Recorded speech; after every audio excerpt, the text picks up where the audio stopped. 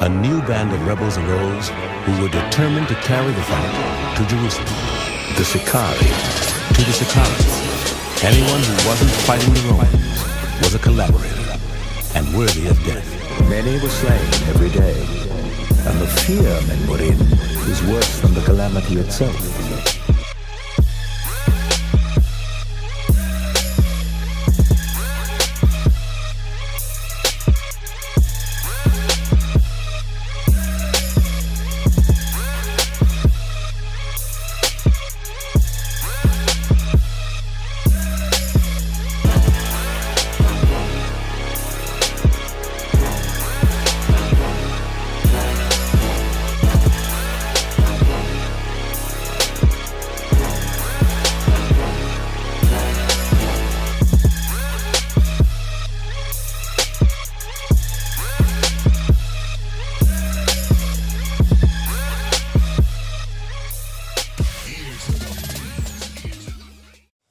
All right, Shalom. First and foremost, want to give all praises to Yahweh by Hashem Yahushai. Give double honors to the elders that rule well, and say honors and Shalom to all the brothers out there doing the work in truth and sincerity. All right, it's the brother Alazar Lawyer. I want to do this lesson on brotherly love and its importance. You know what I'm saying? Because brotherly love is something that's very important. You know, we really all we got in this thing. You know, so with that in mind, it is important. Let me go to Psalms 133, starting at verse 1. Behold, how good and how pleasant is it for brethren to dwell together in unity. So the scriptures are saying that it is very pleasant when brothers dwell together in unity. So it's important that brothers dwell together in unity as much as possible. You know, if you in a camp, you know what I'm saying, fellowship with your Akim, man.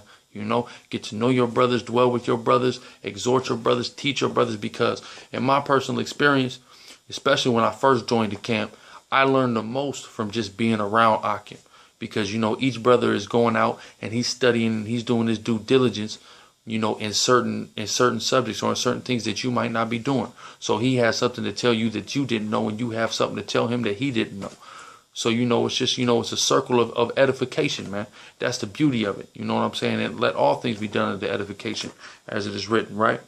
Verse 2, it is like the precious ointment upon the head that ran down upon the beard, even Aaron's beard, that went down to the skirts of his garment. So, you know, it's speaking about how when Aaron was on the scene, he had an extremely long beard, and he would, you know, put that oil on it just like we do now. You know, I put oil on my beard, things of that nature.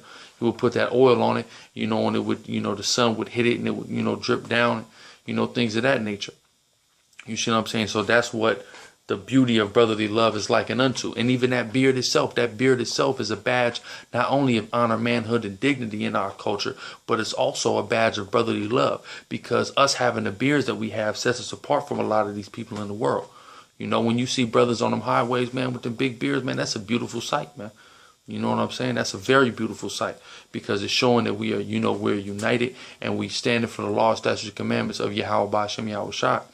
So, you know, them brothers, us brothers out here with the beards, man, that's a really beautiful thing, man, when you think about it. It's Hebrews 13:1. Let brotherly love continue. So, you know, brotherly love is something that's, again, is very important, and it's reiterated in the Old and the New Testament. Let it continue, man. Let that not stop. Have that always in mind, man. You know, even if, man, you might have issues with brothers or things of that nature, this brother might be slipping up, man, you got to get on his head, because that's showing him love. You know what I'm saying? Love ain't just soft and affectionate all the time. Love can be tough also, you know, but love is important. It's a very important aspect of us and our culture and what we doing. We got to come back to our ancient ways, our language and our customs. And the key part of our customs is showing that love to our brothers, man. You know what I'm saying? It's Hebrews 10:24. And let us consider one another to provoke unto love and to good works. So it's saying let us consider one another to provoke each other unto love and good works.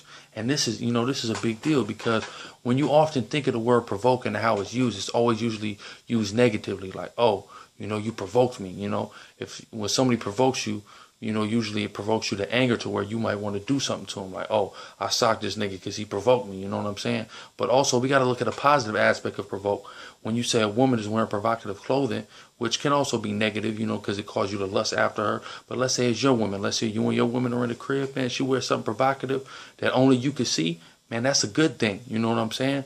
So provocation is also something that's positive.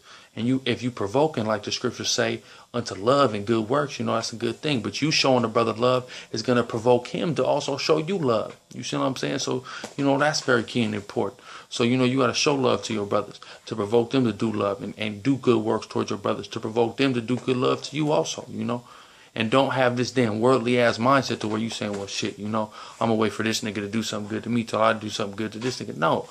You know what I'm saying? Just naturally, off top, do good to your brothers. Do right by your brothers. Because by doing that, you're really doing right by Yahweh, by Hashem Yahweh Shai. Let's say this dude ain't even right. Let's say it's a dude that is going to end up falling out down the road. But you don't know that as of right now. So do good unto him. Because if you're doing good to somebody, even if they ain't right, just you doing good, the Most High is still going to take it into consideration. You're doing right by Yahweh, by Hashem Yahweh Shai. And if later on down the line, if come out that he wasn't right, then he wasn't right. But you didn't do those things in vain. All those good things you did for him, you didn't do those in vain, man. You know what I'm saying? This is John 13 and 34 to 35. And a new commandment I give unto you, that ye love one another. So Yahweh Shai said, look, love one another, right? As I have loved you, that ye also love one another. By this shall all men know that ye are my disciples, if ye have love to one another. So loving one another, again, is very important, and Yahweh Shai reiterated. But we understand what love is. Love is the keeping of the commandments. So there is a tough part of love, because that tough part of love goes when you see a brother slipping, walking a close line to breaking the law, you getting on him and cursing his ass out because of it. That's showing ultimate love, man. You know what I'm saying? That's why the scriptures say that the law is fulfilled in loving thy neighbor and loving the Most High. Because if you love the Most High and you love your neighbor, you will not break the laws, and you will not allow your neighbor to break the laws. You understand what I'm saying? Some people means, oh, it's just love, it's just affection. No, that's not what it means.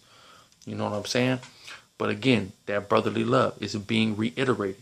It's being reiterated by Yahweh Shai, by Paul, by David. It's spoken about in the Torah. You know what I'm saying? So all the great men of these scriptures all emphasize having love towards one another.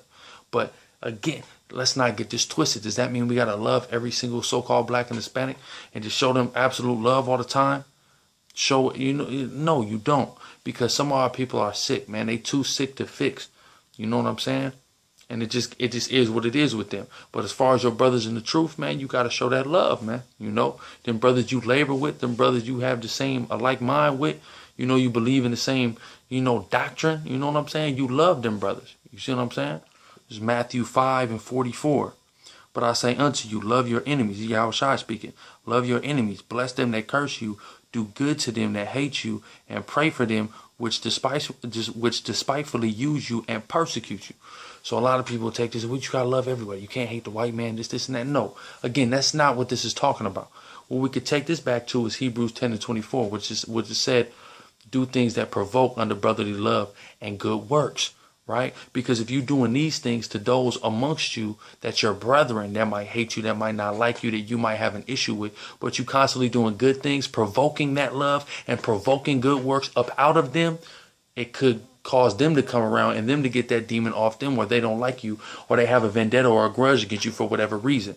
Don't let these people take these scriptures and distort them and turn them into something it's not, and turn them into something where it contradicts itself. Because you can't read here where it say, love your enemies. Then read in Luke 19 and 27 where Yahweh Shai said to slay his enemies before him. He ain't just talking about everybody.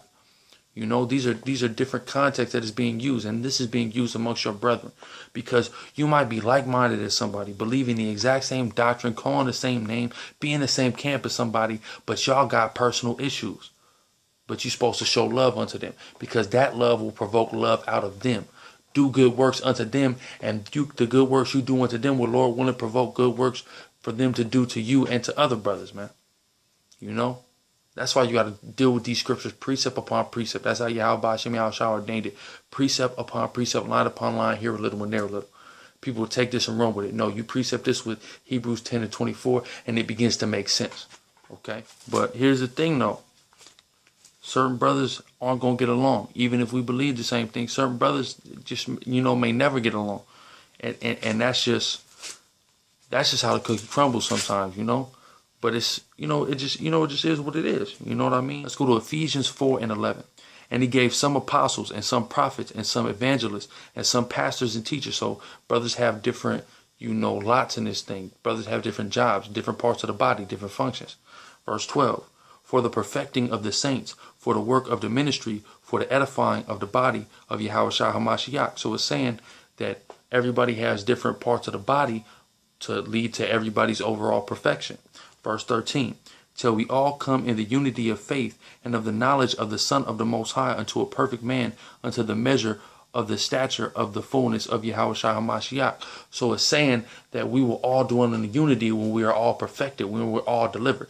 That's when we're going to all totally 100% dwell in unity as a nation of Israel. Prior to our perfection coming, prior to our deliverance and our salvation, that is not going to occur. So everybody ain't going to get along. You having this idea in Israel that everybody going to get along, man, that's crazy, man. That's whacked out. It's just not going to happen, okay? The scriptures say when we are made perfect, then we all going to get along. In the kingdom, we all going to get along. Whether it be the 1/3, the 2/3, everybody, we all going to get along as Israel because we're going to be finally perfected, But it is important on this side to do your best to provoke brotherly love and good works out of every brother that you come into contact with who's in the spirit of Yahweh Bashem Yahushua. Okay? But at the same time, remember, we ain't all going to be on one accord and totally perfected until we get delivered. And that brings to mind a scripture here in Sirach. This is Sirach 4:22. Accept no person against thy soul, and let not the reverence of any man cause thee to fall. Okay, accept no person against thy soul, because sometimes two dudes, they just don't get along. And you ain't got to force yourself into liking somebody. It's good to do good things unto the brother, show love to that brother, you know what I'm saying, to try to provoke good things out of him. But hey, if he ain't want to fuck with you, man, then fuck it. You know what I'm saying? You can leave it alone. Don't hate that brother, though. Labor with that brother and be ready to lay your life down for that brother as somebody in the spirit of Yahweh Bashem Yahushua, somebody who's doing the work of Yahweh Bashem Yahushua. That's truly how you love your enemies. And that's truly what Yahushua was referring to in Matthew, the 5th chapter, the 44th verse. Okay? But brotherly love is something that's very important and is very key. So remember to love the brothers that's in this truth and that's laboring with you, man. And be ready to lay your life down as they should be ready to lay their life down, rather, for you. Okay? But with that, call Allah Yahweh Bashem Yahushua and Shalom.